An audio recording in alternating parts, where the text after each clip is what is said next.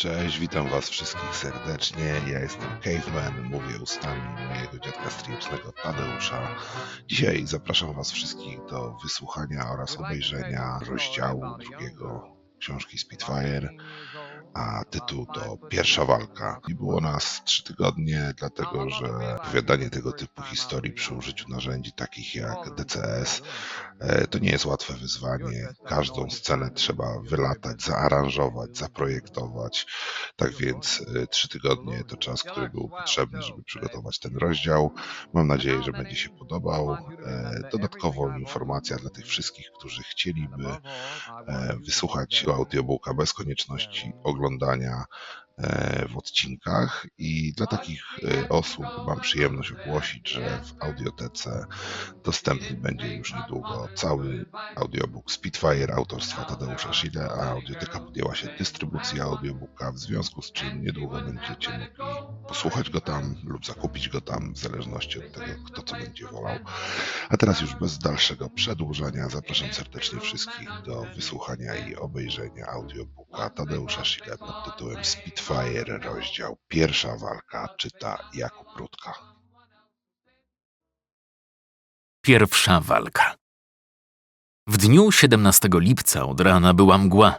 Megafony odwołały dywizjony do 30-minutowego pogotowia. Wobec tego siedzieliśmy w kasynie. Większość leniwie grała w karty, reszta czytała gazety lub leżała u siebie na łóżkach. Nuda. Mgła stwarza zawsze dziwnie nudną atmosferę. Po obiedzie zebraliśmy się w dispersalu, a Kudrys zaproponował dowódcy. Mamy tu tych kilku młodych, panie kapitanie. Niech posiedzą w Ridainesie w taką pogodę. I tak już nic dzisiaj nie będzie. Kropniemy się na dancing do Orkarda. Pisarek uśmiechnął się. Dobra, ja jednak zostanę. Możecie wziąć mój wóz, kluczyki są w środku. Wdziałem buty, Majłestkę i zaniosłem spadochron do maszyny. Po godzinie czekania głośniki na lotnisku oznajmiły: dowódca Mary zechce zgłosić się natychmiast w dowództwie. Piloci poruszyli się niecierpliwie. Czyżby w taką pogodę? Pod wieczór? I to na piechotę? Mruknął pisarek, gdyż pożyczył wóz Kidrysowi. Wrócił za parę minut. Jego przystojna, młoda twarz była poważna i skupiona. Wysoka, szczupła sylwetka na tle zamglonego okna sprawiała wrażenie prawdziwego, pewnego siebie dowódcy. Pisarek zaczął mówić cicho i spokojnie. Proszę panów, skupiliśmy się przy mapie ściennej. Nad głowami naszymi wisiały małe, czarne, drewniane modele samolotów niemieckich zawieszone na nitkach u sufitu. Znienawidzona sylwetka Messerschmitta 109 wyraźnie odróżniała się od innych. Lot, wymiatanie. Rejon, tu. Saint-Omer. Wysokość 27 000 stóp. Startujemy za 15 minut. Kolejność kołowania znana. Cisza radiowa obowiązuje. Guzik A jak Adam. Jakieś pytania? Czy jakieś inne dywizjony? Nie. Jesteśmy sami.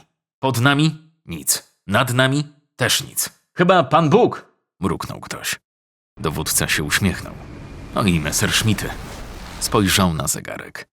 Wszystkie swe rzeczy, portfele i papiery zostawiliśmy na stole w małych woreczkach. To wszystko. Proszę do maszyn. Startowaliśmy. Trójka po trójce odrywała się od ziemi i szybko dołączała do poprzednich, w ostrym, podciąganym skręcie w lewo nad lotniskiem. Pisarek zameldował przez radio. Halo, Zulu. Mary Leader, Airborne. Zulu. Radiostacja radarowa ziemna potwierdziła meldunek i od tej chwili zapanowała cisza radiowa. Byliśmy już na kursie i dywizjon w ciasnym, defiladowym szyku trójkowym bezustannie się wznosił. Leciałem po prawej stronie dowódcy. Po naszej lewej została szara plama Londynu, a przed nami pokazała się wstęga kanału La Manche. Byliśmy już nad mgłą. 4, 5, 6, 7 tysięcy metrów. Robiło się coraz chłodniej. Tlen sączył się zimną strugą. Wysuszał wargi i język. Wchodziliśmy nad kanał. 8, 9 tysięcy.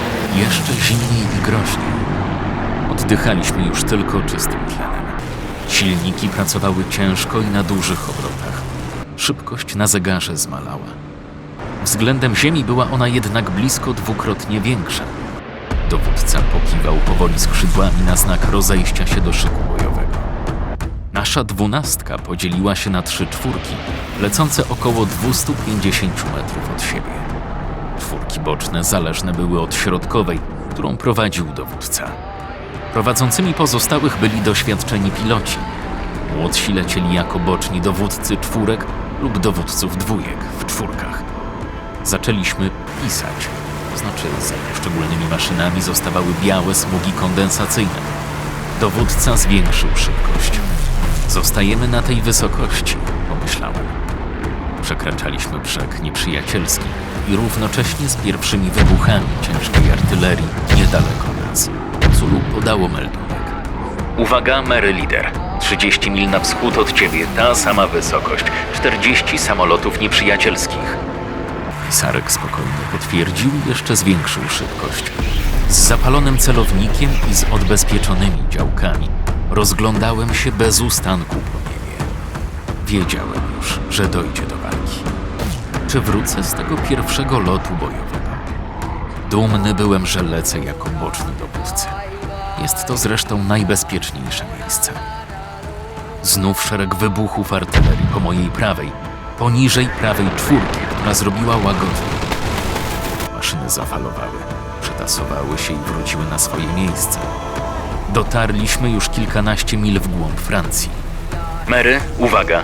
50 mil na południe, 30 samolotów nieprzyjacielskich. Wysokość 7 do 9 tysięcy. Zameldował Zulu. Mówi Mary Leader. Z lewej u góry Messerschmitty. Pisarek mówił swym spokojnym głosem.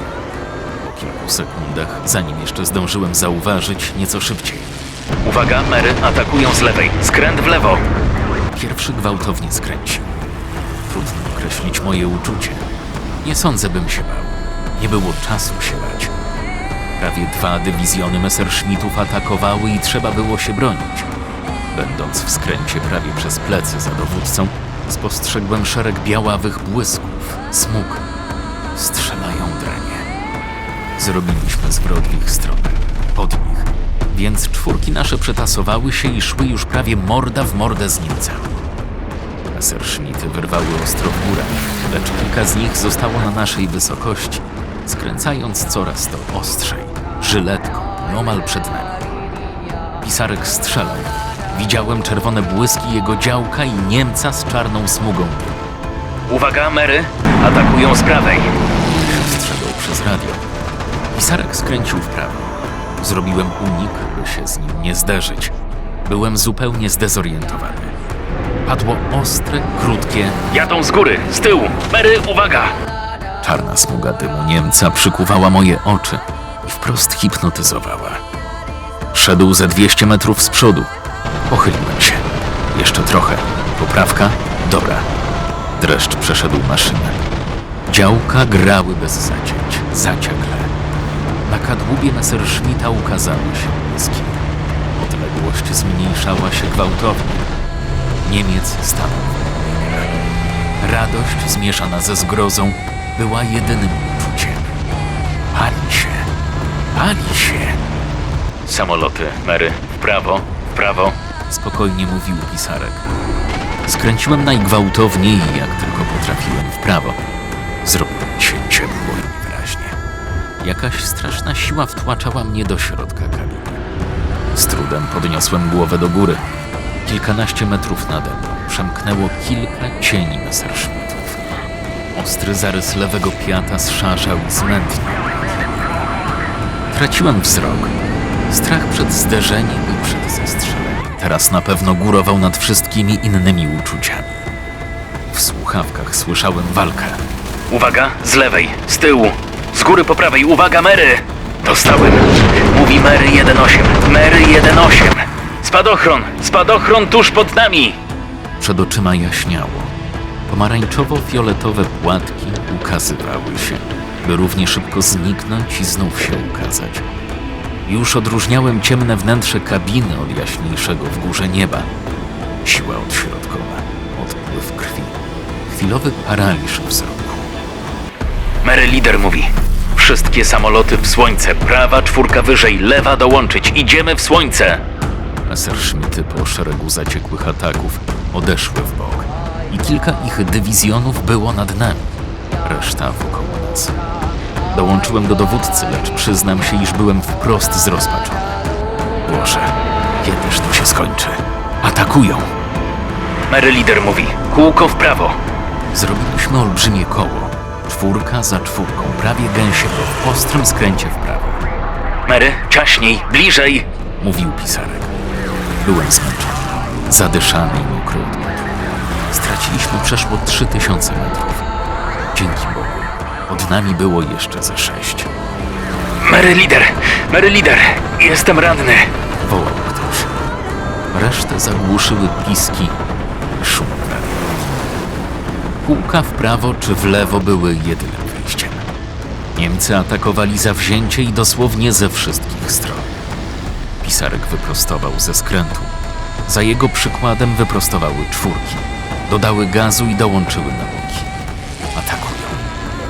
Zrobiliśmy wariacki wywrót przez plecy. Huśtnęło się niebo i ziemia. Waliliśmy na pełnym gazie w dół. Wskazówka szybkościomierza już dawno minęła czerwoną kreskę. Granicę maksymalnej dozwolonej szybkości. W uszach odczuwałem piekielny. Szum, który zagłuszył zupełnie pracę silnika, stale się wzmagał. Ziemia wyraźnie zbliżała się. Zaczęliśmy wyrównywać. I znów ta sama historia z utratą wzroku. Przed nami brzeg francuski. Wracaliśmy do Anglii. Jeszcze tylko ten kanał. Mary, do kupy! Ostrzegał pisarek. Sam nie wiem, jak to się stało, że zdołaliśmy utrzymać się w szyku. Niemcy zostali w górze i w tyle. Zaczęła grać artyleria. Przelatywaliśmy wśród stałych błysków i czarnych dymków. Nie było już sensu robić łuków. Stale pikując przekroczyliśmy brzeg i weszliśmy na morze. W dali bielił się wysoki brzeg angielski. Stale nerwowo oglądając się do tyłu uspokajałem sam siebie. Wracam, żyję, zestrzeliłem, aby tylko szczęśliwie przez morze. Zeszliśmy jeszcze niżej i zredukowaliśmy szybkość do przelotowej. Było nas 10. 2 zostało tam. Z nienawiścią, z grymasem wykrzywionych ust na zdrętwiałej twarzy i zmrużonych od słońca oczu. Patrzyłem tam, w tył, w górę. Mary Leader, przerywa mi silnik, mówi Mary 2.6. Jedna maszyna leciała wolniej i w tyle z cieniutką smugą białego dymu. Mówi Mary 2.6. Silnik stanął. Skaczę. Wykwitła biała kopuła spadochronu i w chwilę potem maszyna wyrżnęła w morze, wyrzucając w górę fontannę wody.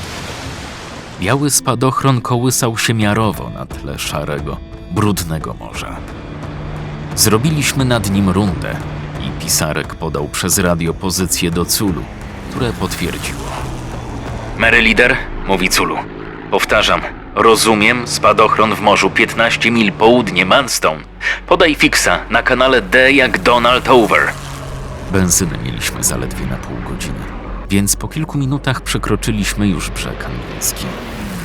Mówi Mary Leader, do kolumny trójkowej.